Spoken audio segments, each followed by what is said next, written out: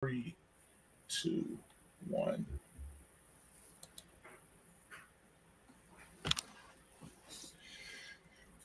Good afternoon, Panther fans, and welcome to another special edition of the Four Man Rush. I'm your main man, Country Kaye, on here with you. Today, we got one of our very special guests, a big fan of the Four Man Rush. Always thankful for him taking time of his very busy schedule. Coming from the Charlotte Observer, one of the top beat writers that covers the Carolina Panthers, I have with us today Mike Kaye from the Charlotte Observer. Welcome back, Mike. Hey, Kev, how's it going? Man, excited, man. We just had quote Christmas in April as Panther fans. We got our new toys, and we're all excited. All the mock drafts are done with again for the next several months. So hey, man, it's just definitely good to be at this time of season. Tell me what before we jump into this thing, what's going on with you, and let the fans know where they can follow you at and get all your content at. Well, I finally got more than 4 hours of sleep, so that was kind of nice. Balancing a 6-month-old sleep schedule and a 5-year-old sleep schedule, and the draft is not for the faint at heart, but that's been fun, and we made it to the other side. For all you guys that followed along for the Observer stuff, thank you for checking out our content. 99 cents to subscribe for your first month, so you get all of rookie minicamp and OTAs if you subscribe now. But we got a lot of great stuff on the website. As you can see, I graded the entire Panthers draft, and unlike national folks, I'm grading it from the perspective of process, not necessarily, hey, I had this guy ranked as the number 2 tight end and he got drafted 4th overall. Not like that. It's the process and the thought process and the long-term trajectory that goes through it. So we take a deep dive in here.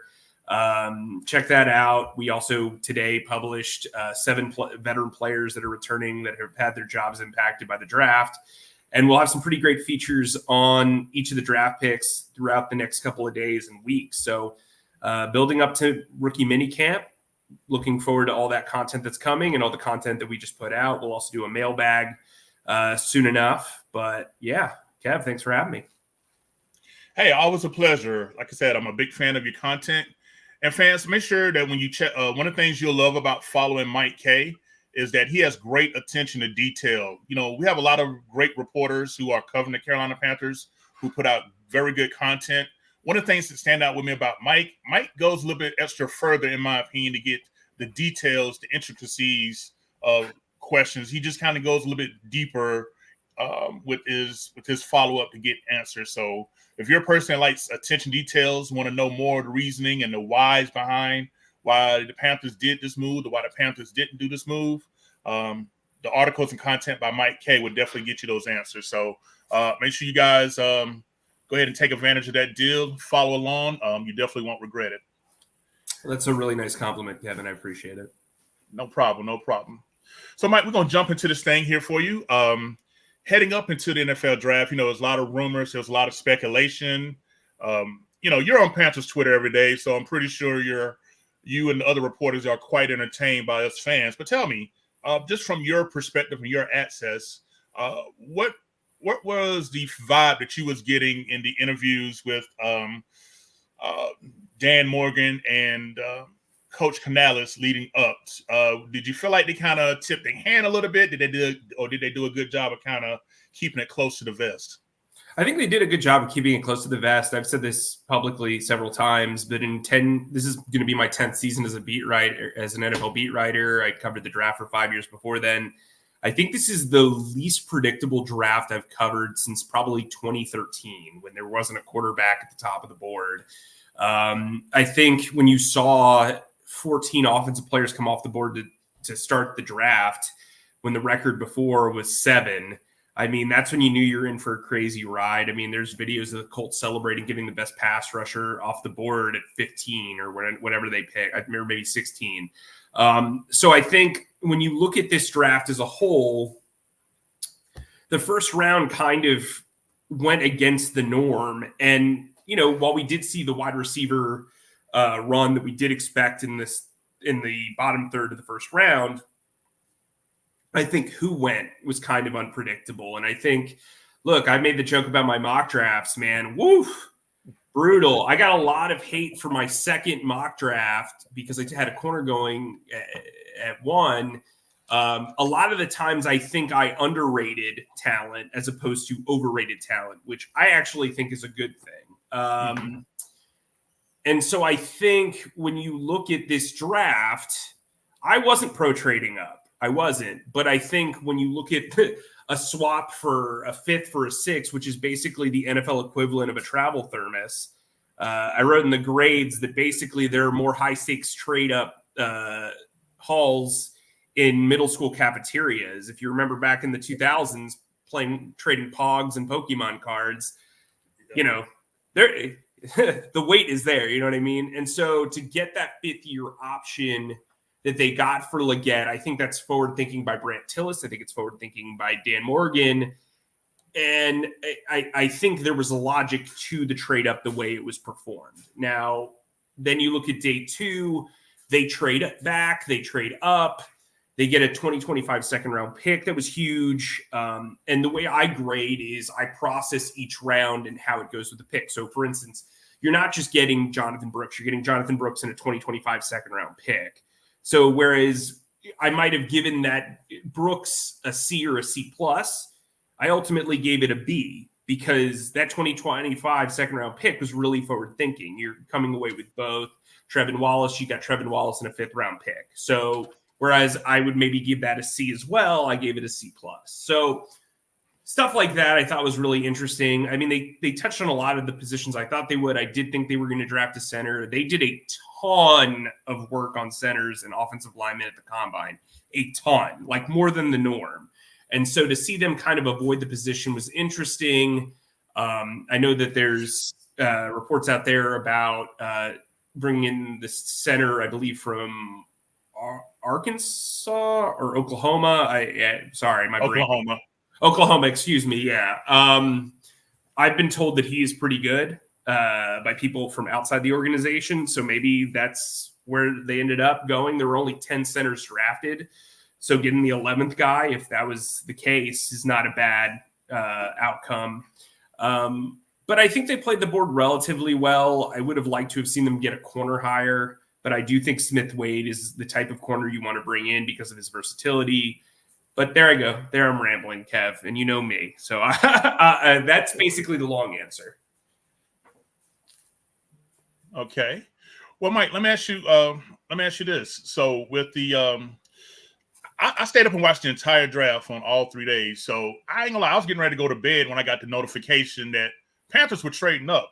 I was like, what? And then the article came out, I believe it was yesterday, stating that Brandon Beane, the general manager of the Buffalo Bills, informed Dan Morgan, hey, New England just made us offer. They're trying to get up in the 32nd round. The draft look like they want a wide receiver. I'm just getting a heads up because I had saw where they had made plans to, prior to the draft starting, to communicate with each other in case Buffalo wanted to get out the first round. I like the fact that Brandon Beane still looked out for us, allowing us to take advantage of that trade versus giving it to a AFC East rival. How did you feel when that came about? When I saw Beane trade back to 32 with the Chiefs, I turned to somebody else in the media room and said, he's either going to know what Dan wants, so he's going to draft that guy before him, or he's going to help Dan out. And lo and behold, I didn't think it was going to be a trade up. I just thought it was going to be like, they needed a wide receiver too. So I was like, what are they going to do here? But I think, relationships are important in the NFL. This isn't the first time we've seen a good relationship work to the advantage of two teams. And I think for a 5th, 6th round swap, it's a nice thing to do for your pal, especially if this all works out. They took Keon Coleman, similarly profiled player, not from a size standpoint. So they could have been looking for a size guy too. And then they come away with, a better pick on day 3 and help a guy out just to move back one slot. If they didn't want Xavier Leggett, that's a pretty good deal for them. So I thought it was interesting. I did think that there would have to be talk just because they are very, very close. And I know how Brandon Beane operates. And he looked out for his guy. So with the Panthers taking the Xavier Leggett in the first round, second round, I knew running back would be an option. I just didn't know how high the Panthers would go.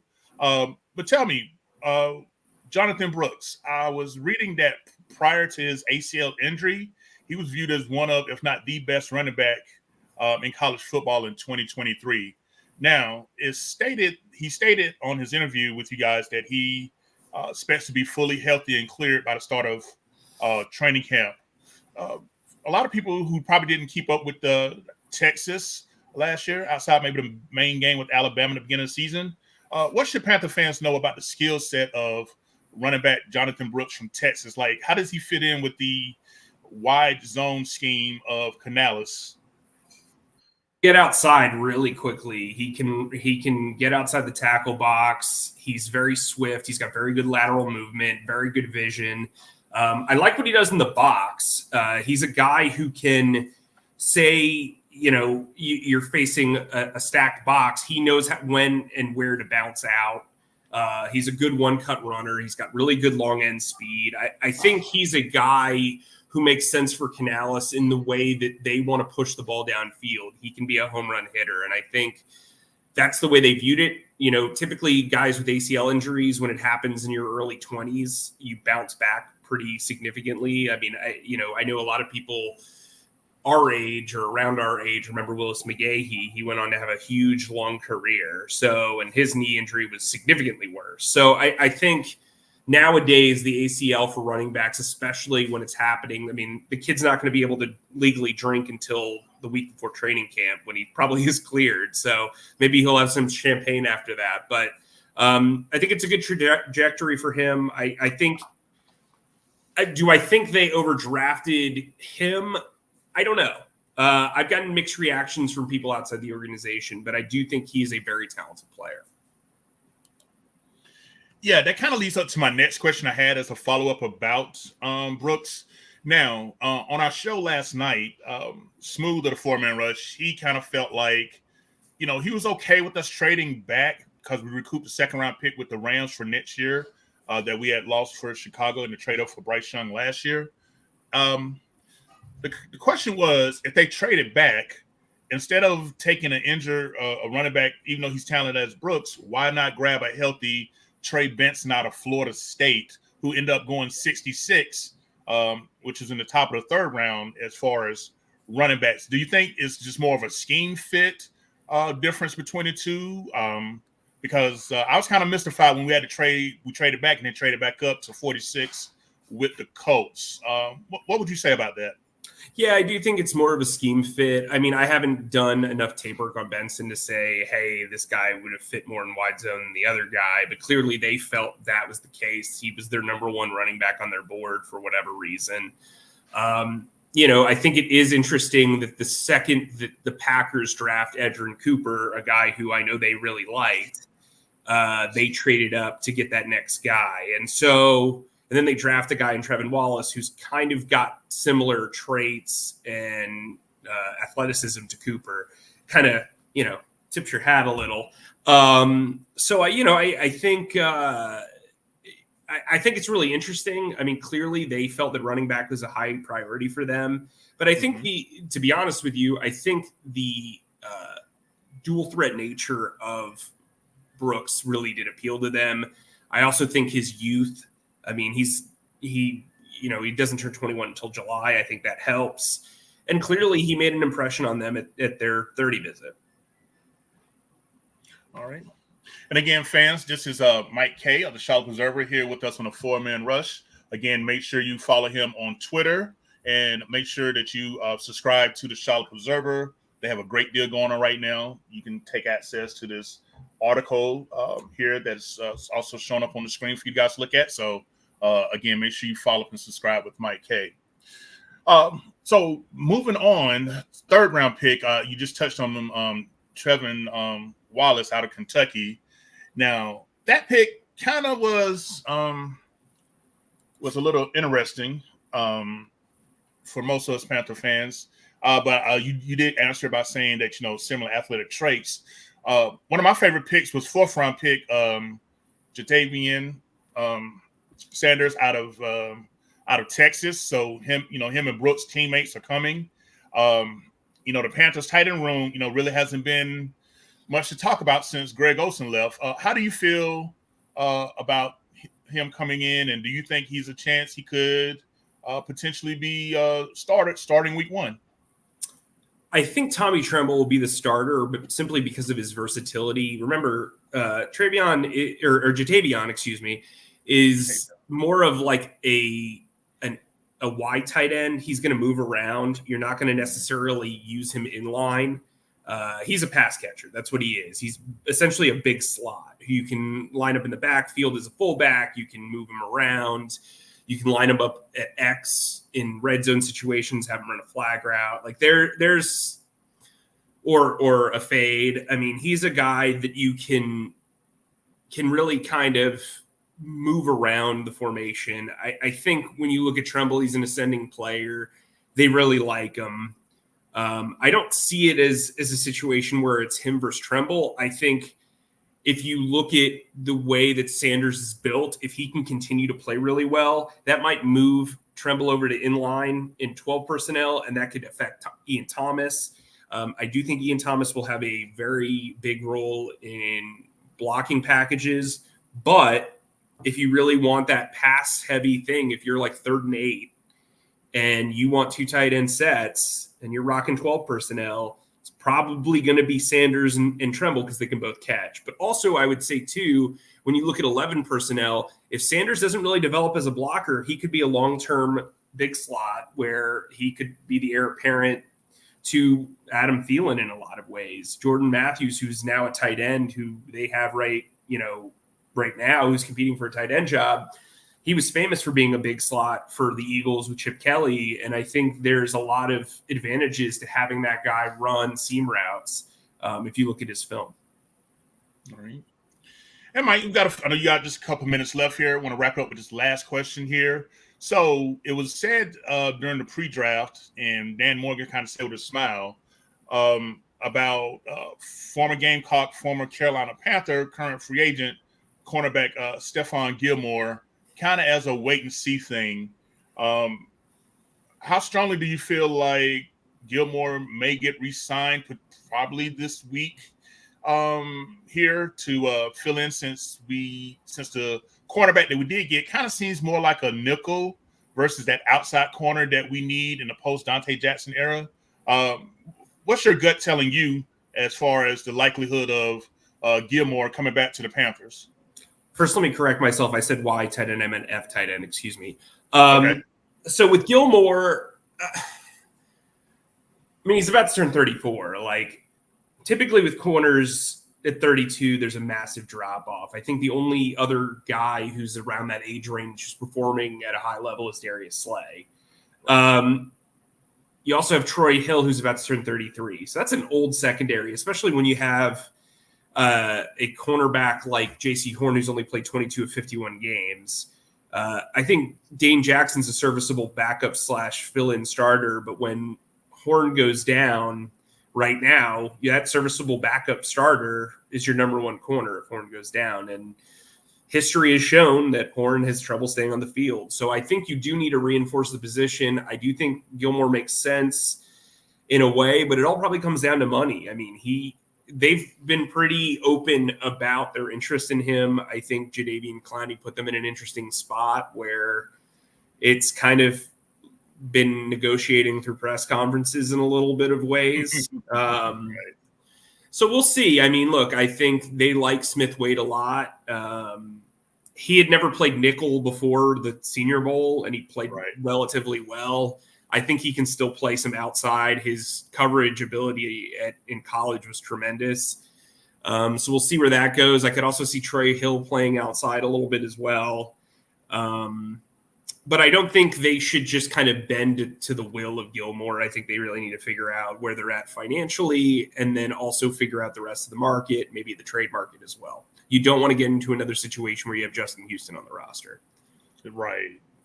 All right. Well, listen, Mike, hey, we know you got to get ready to go. We appreciate everything. Final wrap up here. Again, let the fans know where they can find you at on Twitter. And once again, let them know about that deal with the Observer. Yeah, you can follow me on Twitter at Mike_E_K.